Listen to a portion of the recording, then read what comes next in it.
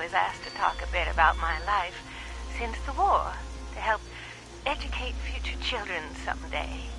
I think that's nice. I thought I'd just watch my programs and entertain the grandkids in my retirement. But that didn't turn out to be the case. I'm just glad they all made it to the vault in time, you see. When I saw it in a dream, I knew my prayers were answered. My husband Frank used to work in the mines. Just a bit before the war, there was news of tremors.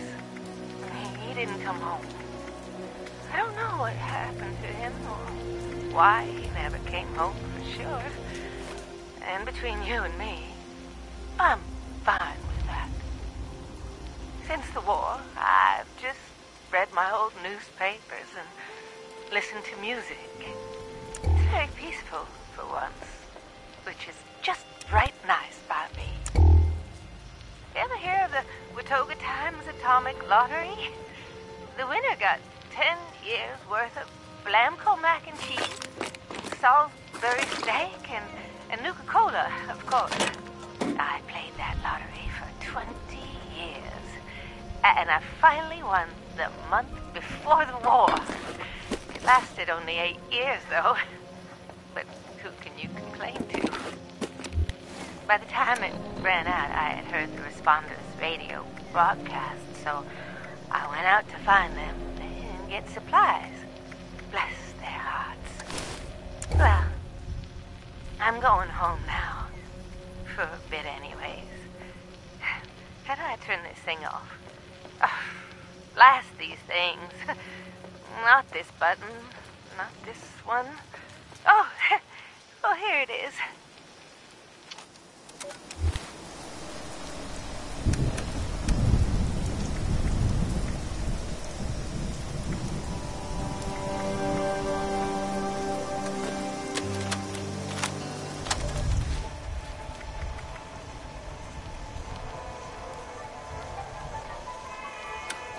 Welcome back, dear listeners. It's time once again to put aside all you think you know, all you believe to be true.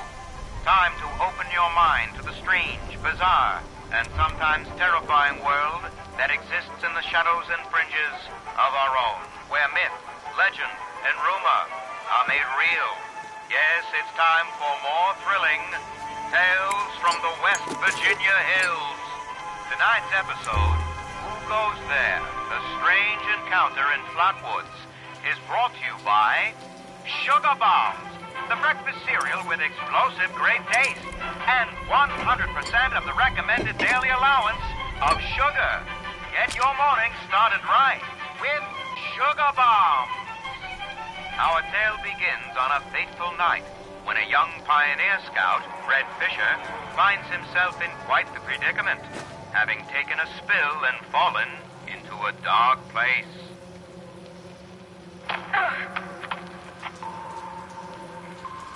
Where am I? Jack? Biff? Mr. Bailey? Can anybody hear me? I can hear you. Who's there? I can't see you. Me. My name's Sally. What's yours? Fred. Are you okay, Fred? I think so. My head's a little woozy. Must have hit it when I fell. Oh, no. Did you get lost, too? Well, sort of. What I mean is that I was camping with my scout troop by the lake near Flatwoods. There were these lights kind of dancing in the sky. Neat. I guess. Anyway, we heard some weird noises, and the guys double-docked dared me to look, so I did. I followed the noises to an entrance of an old mine. It smelled awful there, like rotten eggs, but worse. Suddenly, there was this bright light shining down on me. I was super scared and ran to the mine to hide, but everything felt strange. Like my feet weren't even touching the ground. Everything went black, and I woke up here in the dark. That all happened to me, too. We'll just do what my dad says. When you've strayed or lost your foot, do what's best and stay put. They said they'd bring him soon. There are other people here? A very good question indeed. Tune in.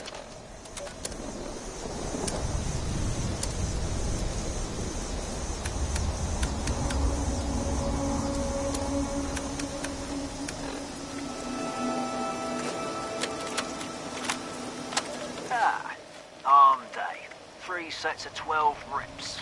Let's see. Dumbbell bicep curls, tricep extensions, and back extensions, yeah. Little peeve about the lack of proper equipment. No bother, chin up. Only 8 more luxury coffins to make quota in backwoods. I mean flatwoods. Be difficult given the financial situation around here. Just need to remind them of our friends the Chinese. I'll be back on the plane to Ipswich within a fortnight. Gather it'll be the bench press today. Yeah, again.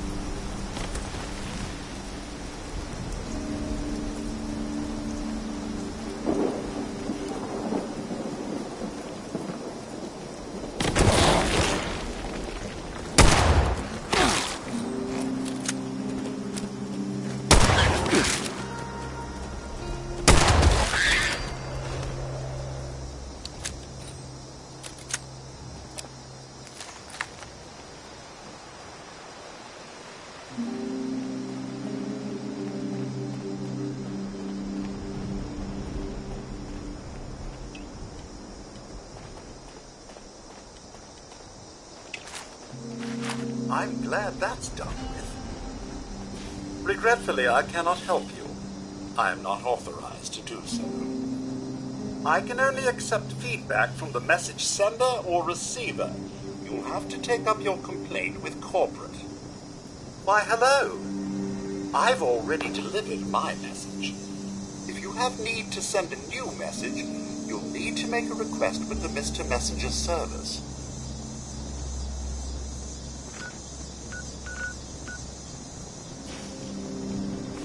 I need help delivering a message. No, wait. I already did that. Must be a bad memory call.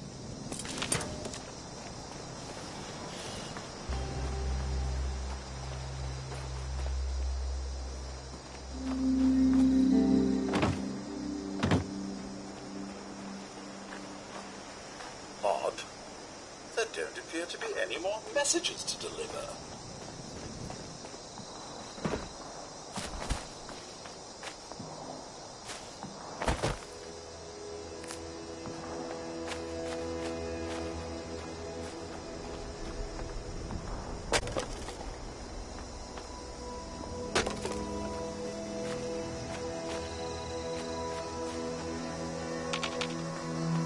Finally, break time.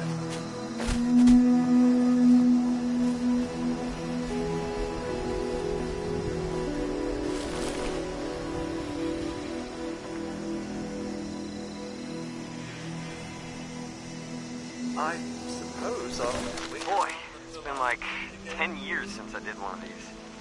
Dasa said she lost my original one, though. Bummer. My name is Colonel, so, hey, hi. Let's see. Bombs fell when I was a kid. My dad died in the war, so this is all pretty normal. My story is, I guess, boring. So Dasa found me when I was 13 or so. She brought me the responders. They taught me everything. I became a volunteer. It was great. For the past 5 years, I've been a responder myself. I help kids who lost their families. Get them safe, trained.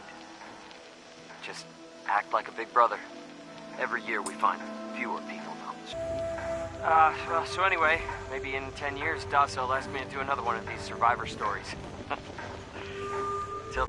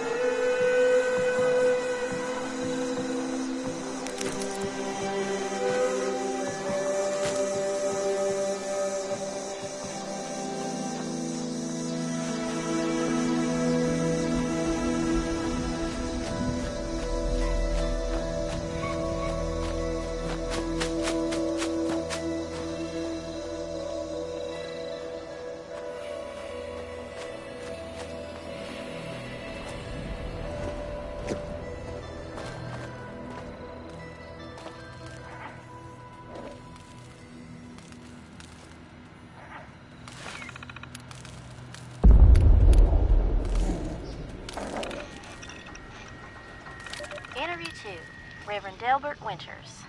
Hi, I met you in the woods near the Morgantown airport. You were picking flowers. Why? I was harvesting a lot of stuff, actually.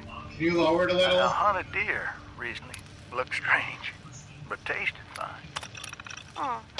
Okay. Well, what's a basic, easy meal that someone who's been surviving on cans could make? You can make tea with dried flowers. It's not much, but it can soothe your stomach. I don't know what this flower is called, but I call it a soot flower. If you add it to water, you can make a tea. Same with rabbit meat or chicken meat. You can easily make soups with boiled water. God willing, we can adapt old recipes to new types of food. Oh, what do you mean by that? Back in the Army, we got sent off to places with weird fish I'd never heard of and weird veggies I'd never seen again. You know, we had to cook with them still. Just pretend it's catfish or something. You see how it turns out. But now, well, let me say that I've seen some weird stuff. I thought maybe it was unholy, but these are all the creation of our Lord, even if man has manipulated them, and dang it, they're still edible. Okay. Well, what kind of veggies do you eat? Yeah, there are still some edible veggies out there, like melons, carrots, and gourds. You know, I found some tomatoes and potatoes growing together. They're somehow pollinating each other or something. I ate one, and it was kind of like ketchup-flavored cardboard, but hey, I'm alive. You might have to experiment like that. Don't be too picky if it keeps you alive to see the end of times. Sounds like you've been thinking about this for a while. You could say that. I knew the end was coming for a good long while. And, well, it's here. And the end will come again. I have faith that there's a reason for all this, and that we need to survive to see our Lord again. And, well, we need food to survive. Fair enough. Thanks for the tips, Delbert.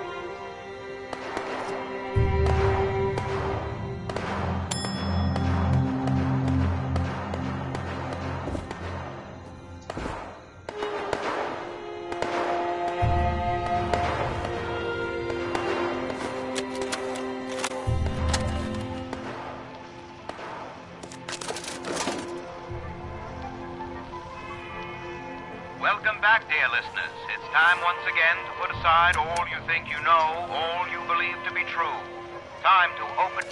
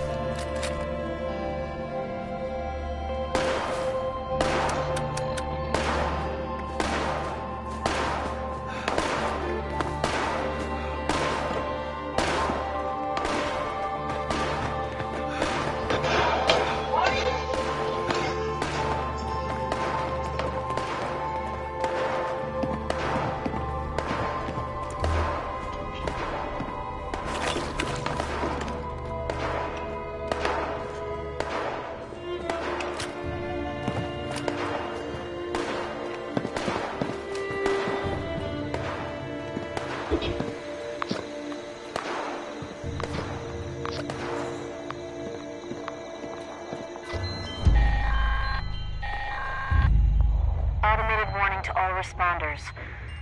The Mr. Phone Hands are out of control. Evacuate civilians, and take down those supervisors. Once they're dealt with, you'll have to reboot the server. Again.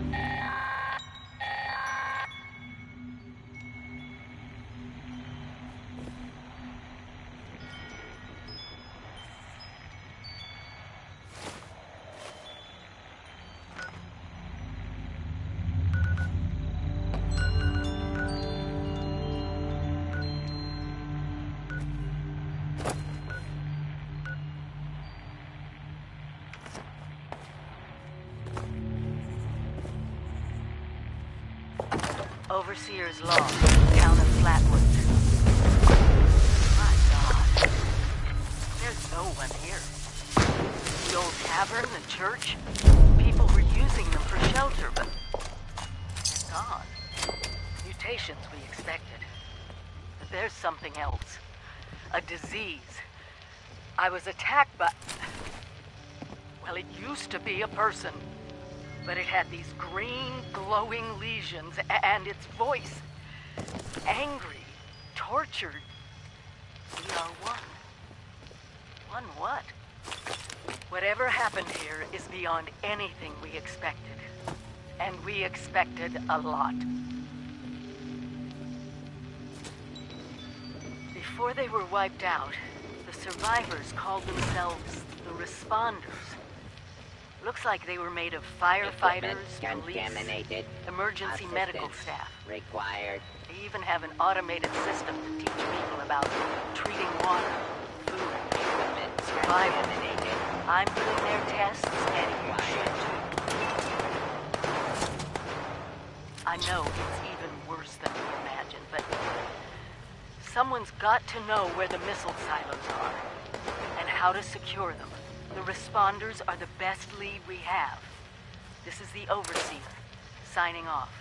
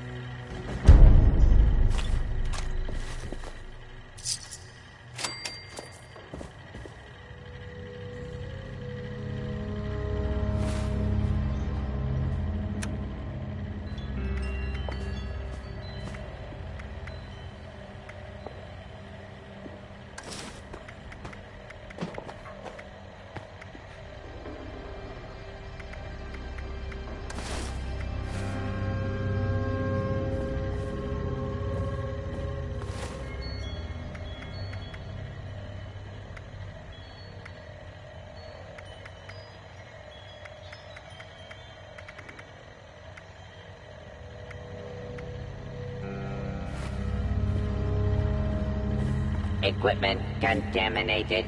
Assistance required. Equipment contaminated. Assistance required.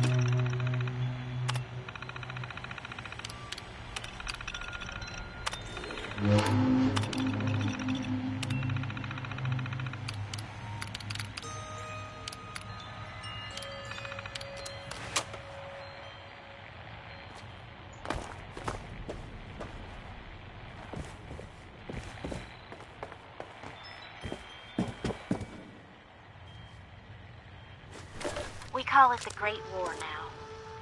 It's not been long and things have been rough. Welcome to Survivor Stories. I'm Dasa Ben Ami, a responder. I've been working with the responders for a couple of years now. I'm from Charleston originally, so it was easy to join up. What wasn't easy was the work. Rebuilding Appalachia from the rubble while survivors flock to us regularly from all over. So many have come and gone.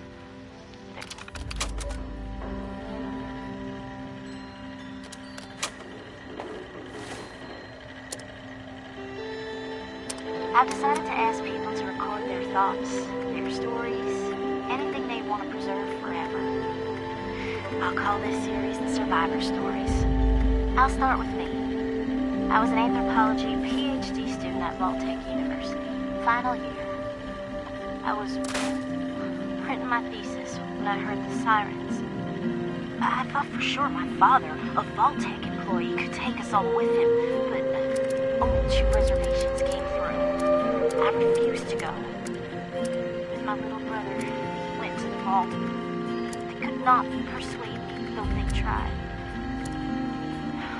In the end, I pushed them inside, and that was it. After that, I went back home to Charleston and, well, survived. Eventually, the responders formed, and I signed up right away. So hard. But it was devastating. Relocating to Morgantown Airport and now Flatwoods has been... I remain optimistic. Been with them now for, I guess 2 years. We have big plans. We can do so much to help. Maybe, just maybe, we can rebuild enough to be okay. Meantime, I will continue to record stories of survivors when I can. We are your history. That's been on me, signing off for now.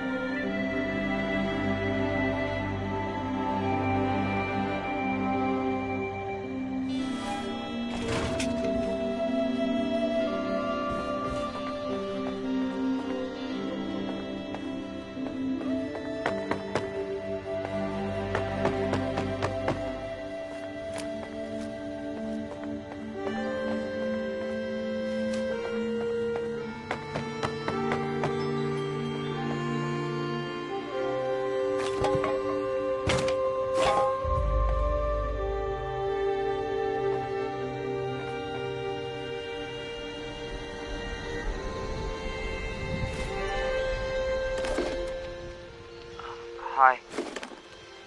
Dasa asked me if I would talk about, how I got here. She asked everybody, so I said okay. My name's Colonel, and I'm 13 years old. I just wanted to say I'm sorry. I'm sorry for everything. The bombs and the messed up people and the cows with 2 heads. I cheated on my spelling test. I kicked Chip Wilkins in the shins until he cried. I pushed Rosie McCloy down the stairs. I cut holes in the bottom of all the gym shorts, and I put glue in the mashed potatoes in the cafeteria.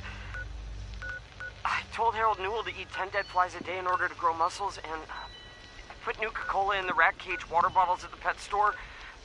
And, I just wanted to say I'm sorry about everything. Because my dad said if I wasn't this way, the bad things wouldn't happen. I haven't seen Daddy since the bombs, and I guess he left because of that, too. It's okay. I'm trying to be good now, though. I'm not old enough to be a volunteer, but Dasa said I could help collect food and water, so I'm getting better, I promise. And, Daddy, if you're listening, I promise I won't be bad anymore, so you can come back now. Okay? Okay. Bye.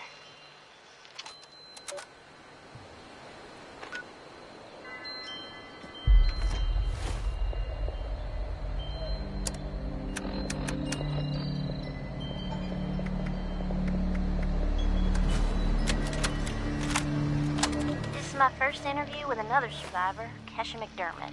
She found me trying to break into a Nuka-Cola machine and showed me a different way. So, Kesha, can you tell us a bit about how we can make sure our water is safe for drinking? Try to keep it to the basics for training purposes. Oh, it's not complicated, really. Find water and strain out any big particles and chunks.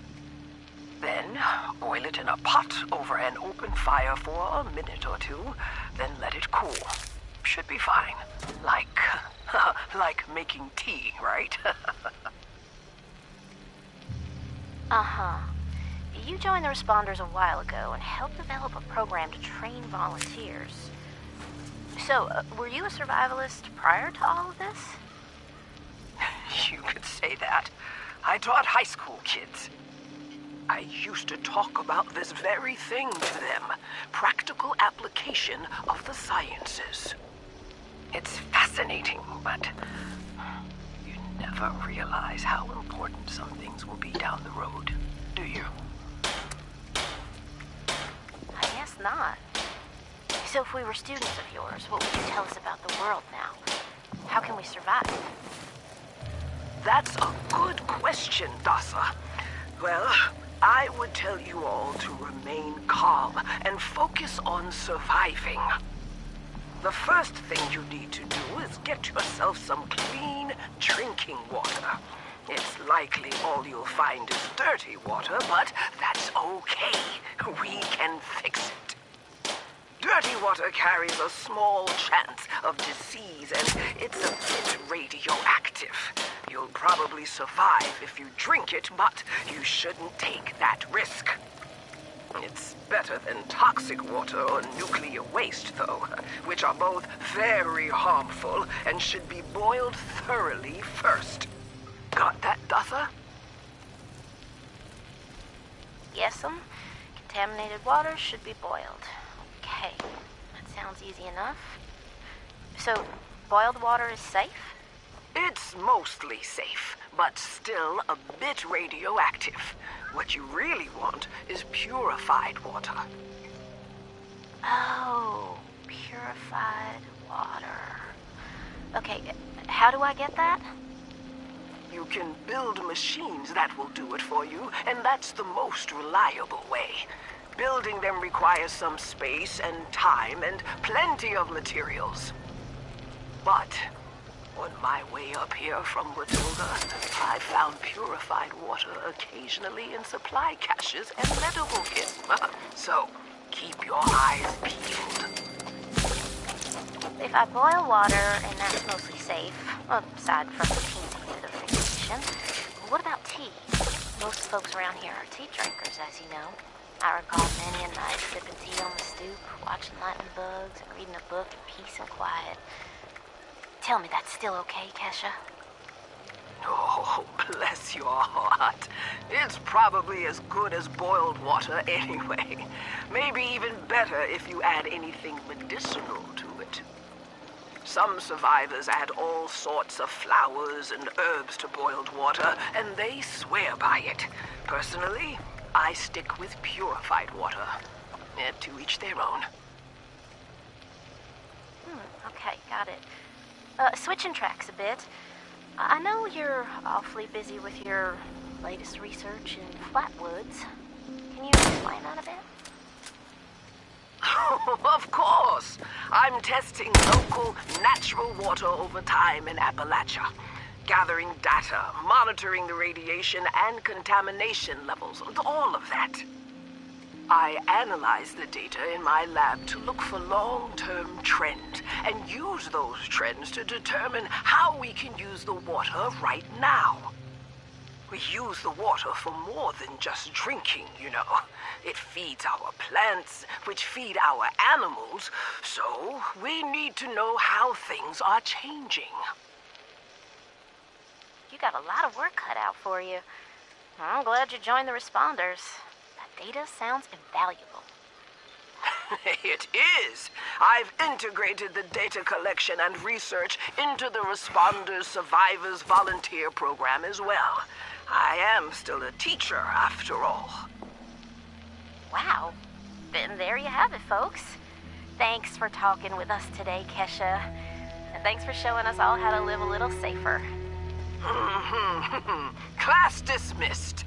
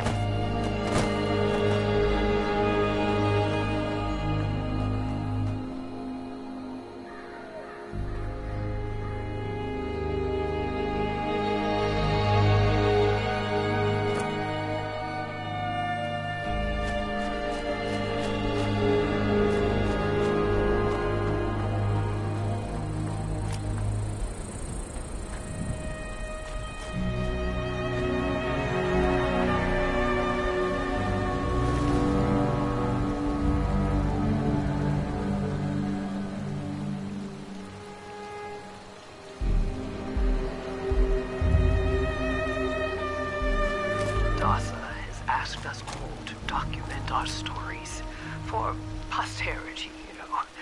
It seems like a fine idea. So, hi, I am Kesha McDermott. When the bombs fell, I was in Watoka, coordinating a statewide science fair for that year's high school kids. And the theme was the future of energy. After the bombs, everything was pretty chaotic. Scavenging for food and fighting off rabid survivors. Oh, it was just a bad time all around. I found a couple of surviving kids from the high school whose parents didn't make it, and we holed up in a house in town for a while. After a bit, I was able to solder the circuitry in an old radio, and we tuned in to a broadcast from the responders. Oh, we were overjoyed. The trip from Watoka to Flatwoods, it was rough, mind you. The kids and I ran into a group of assholes in the mountains who stole our food and water.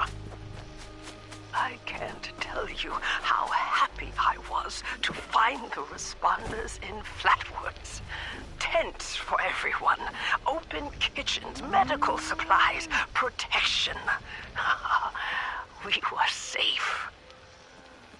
They had a problem, though. Contaminated heavily. People were boiling water, but not long enough to make it safe.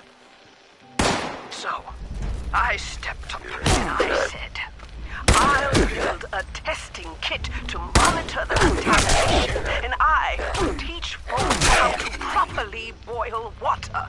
And I did. The world is getting better, but slowly. We need to make sure it doesn't relapse, too.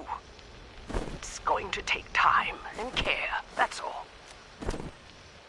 Well, time, care, and science.